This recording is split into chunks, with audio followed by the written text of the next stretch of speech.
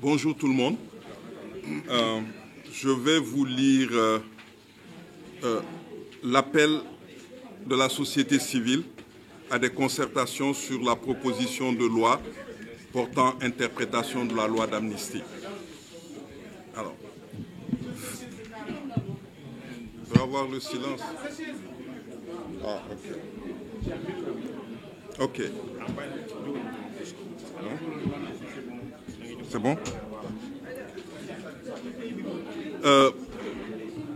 20 organisations de la société civile se sont mobilisées pour réitérer leur appel à des concertations inclusives avant le vote de la proposition de loi portant interprétation de la loi d'amnistie, tendant à lutter contre l'impunité, à encourager l'indemnisation des victimes et à favoriser la réparation des préjudices dans le respect des droits des citoyens. Toutefois, face aux défis persistants liés à l'impunité et aux souffrances des victimes, il est impératif que toutes les parties prenantes se réunissent pour discuter de cette proposition de loi cruciale. La loi d'amnistie ne devrait être interprétée de manière à favoriser une justice non équitable. Ainsi, la société civile plaide pour le respect des principes ci-après. 1.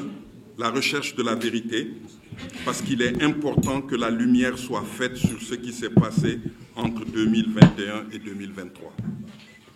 2.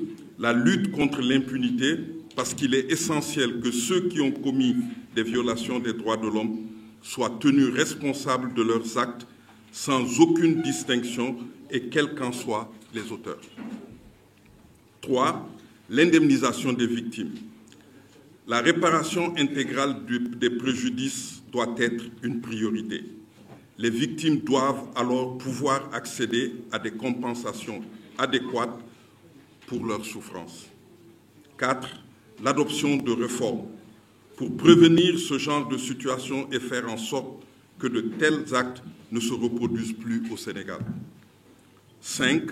La participation inclusive, car nous appelons à la création d'un espace où les voix des victimes, des organisations de la société civile et d'autres acteurs sociaux sont écoutées et prises en compte. 5. Le surseoir à l'examen de la proposition de loi interprétative, car nous appelons au respect du principe de la justice équitable et impartiale.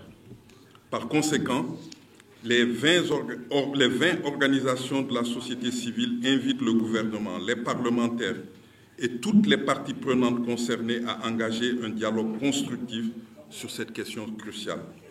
Bien évidemment, les concertations doivent être transparentes et accessibles, permettant à chaque citoyen d'exprimer ses préoccupations et ses suggestions.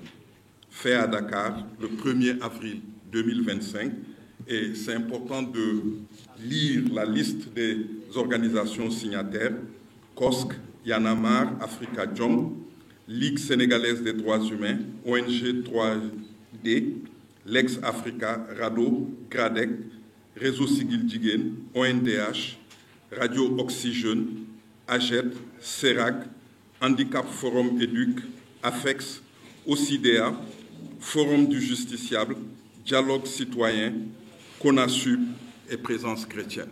Je vous remercie. Je m'appelle Ibrahim Khan. Africa Jom Center.